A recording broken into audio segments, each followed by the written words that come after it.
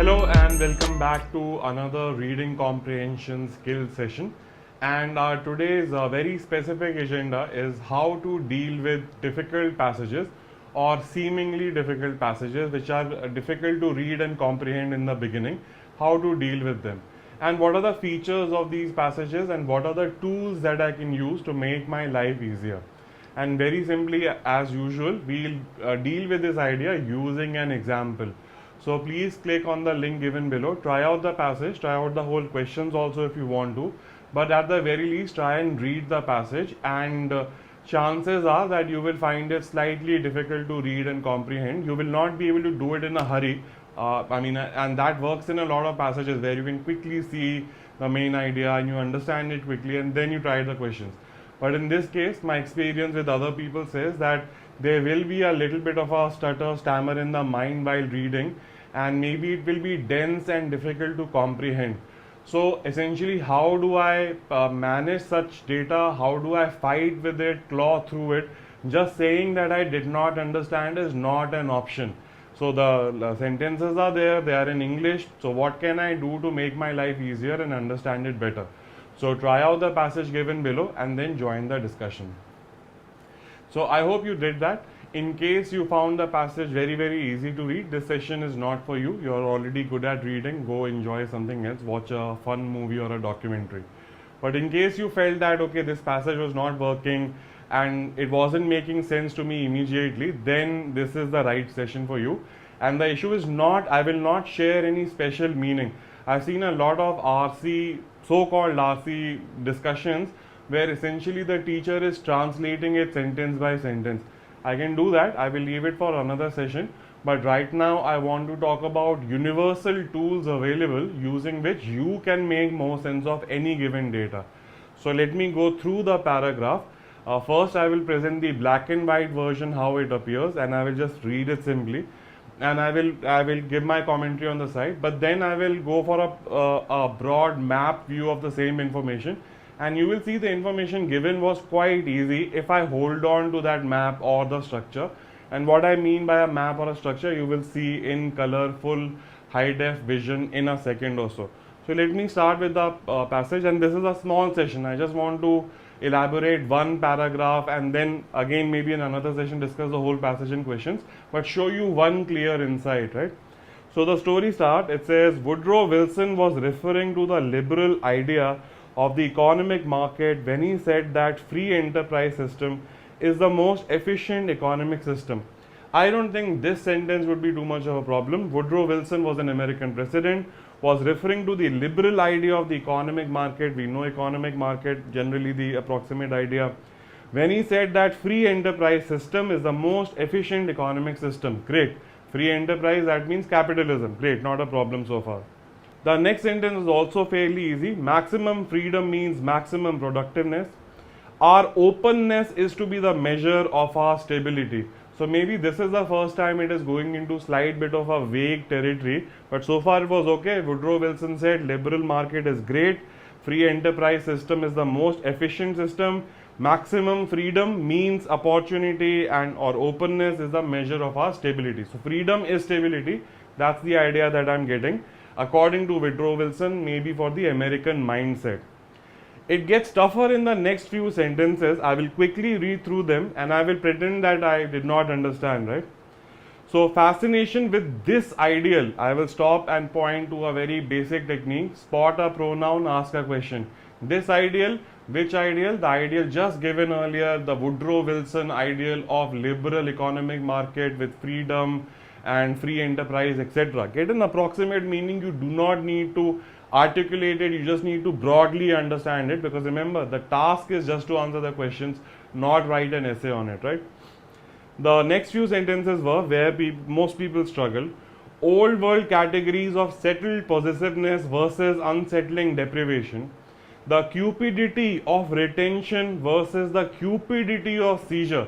Now Cupid, maybe some people have heard that, but cupidity of retention and cupidity of seizure has certainly become a difficult sentence.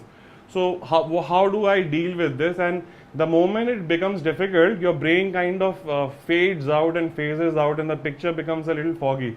So you have to be very aware of that my brain is doing that, and then pounds on the passage with double the required intensity, because now you definitely have to use your tools to understand, right? So I have not understood, but I'm going on. Are status quo defended or attacked? So I asked someone, do you know the meaning of status quo? And they had a problem with the word itself. So if there is a problem in vocabulary, reading will be problematic. So key tip also is to always on a daily basis work on your vocabulary. And that's why we have so much vocabulary work. No matter maths is going on or not, the ILR is going on or not, vocabulary must go on, right? So status quo, in fact I will not explain it right now. Status quo defended or attacked. So I don't even know what status quo means. Okay, I mean, and defended or attacked, I don't understand. The United States, it was believed, had no status quo ante. It became even more difficult. Oh my God.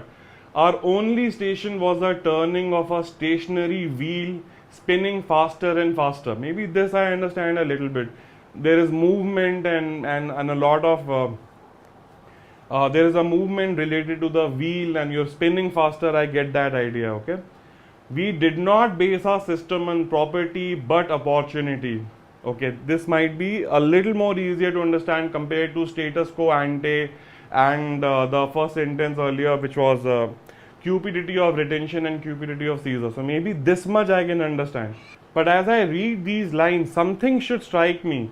We did not base our system on property but opportunity, which meant we based it not on stability but on mobility. Is there a structure repeating? Not on this but on that.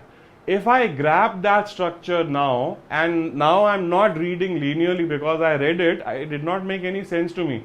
But I have understood one piece, that we based it not on stability but on mobility. We who? The Americans. We who? The Americans. So Americans are not stable, they are going for mobility. Now I will go back to the beginning where the things became difficult for me. Old world categories of settled possessiveness versus unsettling deprivation. So I see this contrast happening. Old world category of stability versus not stability, property versus not property. And I have two broad sides of the story. Now those difficult things that I did not understand, I will try and put in this category. And at this point of time, I want to deploy my color coded text card so that it becomes easy for us to communicate. If I look at these words, settled possessiveness, cupidity of retention, status quo defended, our system on property, stability. Read these words in red again. Property, stability, possessiveness. Notice the similarity between ideas. Property, stability. Property is possessiveness. If you have property, you are stable. So property, possessiveness, stability are on one side. Mobility, opportunity is on the other side. So cupidity of retention, possessiveness, to retain something. Now I understand this is going to be on the red side or the stable side. Cupidity of seizure, therefore I can now deduce, even if I did not understand what do I mean by cupidity of seizure, by the structure spotted, I can deduce the meaning, and now I almost have a clear picture of the paragraph, that this paragraph is saying that Americans essentially in their mindset are going for mobility and change and very fast change and openness and liberal economic market connected to the original idea, compared to the old world values of stability, possessiveness, property, etc., etc. So once I do that, then it's very, very clear to me. And now if you focus on the picture, this deduction is based on a few conjunctions or a few pivot words like versus, settled possessiveness versus unsettling deprivation, the cupidity of retention versus the cupidity of seizure. That means as I was reading, even if these pieces were difficult, if I had spotted the verses with attention, if I had spotted that there is a contrast happening between two things, then I just had to more mathematically match those lines and make sense for myself. I hope you understand what I mean by clawing the meaning, by bringing the juice out of the meaning, even if my vocabulary is poor, or even if I'm finding that sentence difficult. Because there is a broader picture, and now if you notice, the idea is repeating so many times. possessiveness, property, stability, retention. Now, let me explain status quo also. Status quo means basically the things the way they are. So, let's say a very common saying is challenge the status quo, and that means challenge the way the things and that means challenge the way things are. So, let's say you see some injustice and that has been happening for 2000 years. That is the status quo. That is the way it has always been. But now you say, no, I will challenge the status quo and break the status quo. Or do I want to maintain the status quo? I don't want to change too many things, depending on the situation. So status quo, write it down somewhere. It just means the way, the things the way they are currently or they have been. So there has been an India-China conflict recently, and India has been claiming that please restore your army to status quo ante. That means ante means before. So status quo, not only the status quo which was before a certain situation. So, but I wouldn't worry about it, because now even if I do not know status quo, I see status quo defended or attacked, retention, stability, defense, or mobility, opportunity, attack. So you will see these words are also thematically connected, and therefore you can now see a very, very clear picture. The author is saying that the American way is not this, the American way is that. The American way is not stability but mobility. And now I think the idea should be fairly clear. Again, I haven't gone in trying to understand what I mean by old world or property. I understand property, just a basic word, right? And I connected 4 words together on one side and 4 words together on the other side. Maybe one on each side I did not understand, but I understood the theme, and that's good enough for me to understand the passage and try out the questions very, very easily, right? So this is one part of the analysis. Now, I'll just read a little bit more. This is not a full-fledged discuss the question kind of a session. I just wanted to focus on this contrast structure, which helps us see better even when we can't understand some part of the story. And that is essentially active reading. You're not saying, I read it, I did not understand, oh my god, I'm going home. You will say, okay, I did not understand, the words are difficult, and whatever tools are at my disposal to make better sense, or at least whatever to make at least better sense than I was making earlier or in a simple reading as such, right? So I have done that. I've seen the clear-cut contrast happening, and that is a major part in the passage where people get stuck. If you catch that picture that okay, the author is talking about stability versus mobility, more or less, then the rest of the journey becomes fairly easy. I'll just read a couple of lines more. I'm continuing from where the image ended. The more things change, that is, the more rapidly the wheel turned, the steadier we would be. So he's saying the American way is that keep moving, keep finding new opportunities, and that's your stability. Compared to the old world, you own a property, own house, be stable, defend your property, etc. So the same idea is kind of repeating. The conventional picture of class politics is composed of the haves who want stability. So now the ideas are repeating. Haves, people who have property, people who have stuff, people who have wealth, they want stability to keep what they have. And the have-nots who want a touch of instability and change in which to scramble for the things they have not, right? So once again I see that okay, the haves will prefer stability, those who do not have stuff will prefer a little bit of chaos so that they can get some stuff out of that chaos. But Americans imagined a condition in which speculators, self-makers, runners are always using the new opportunities given by a land. Now words are repeating, opportunity, stability, opportunity over and over again.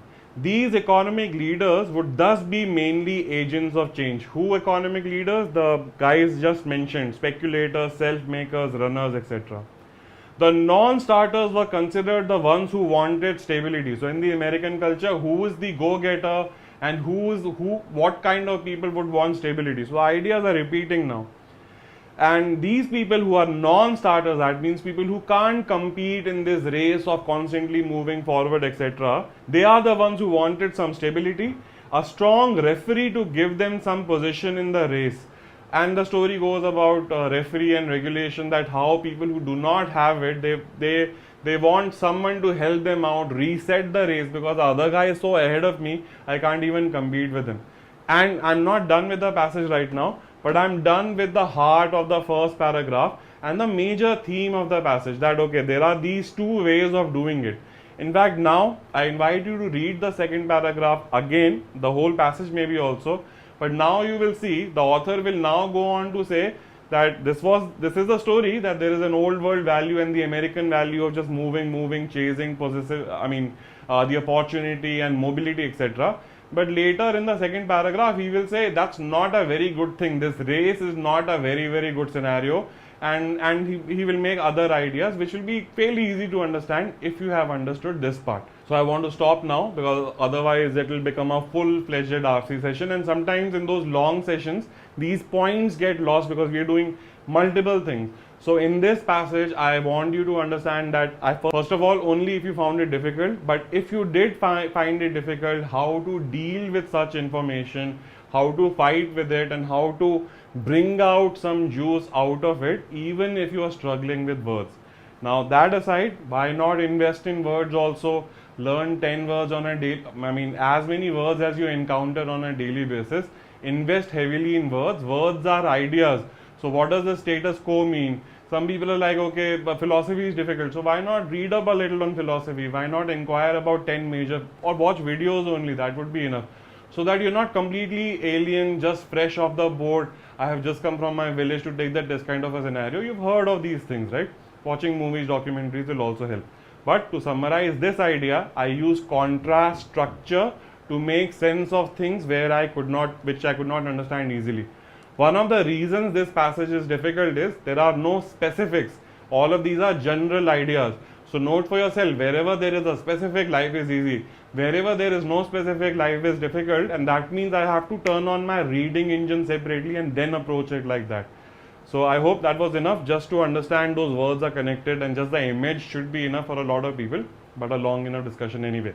So I'm not done with the passage. There will be a separate session on all the questions, etc., and the rest of the paragraph. But as of now, just this one image to, as a newscaster say, leave you with, right?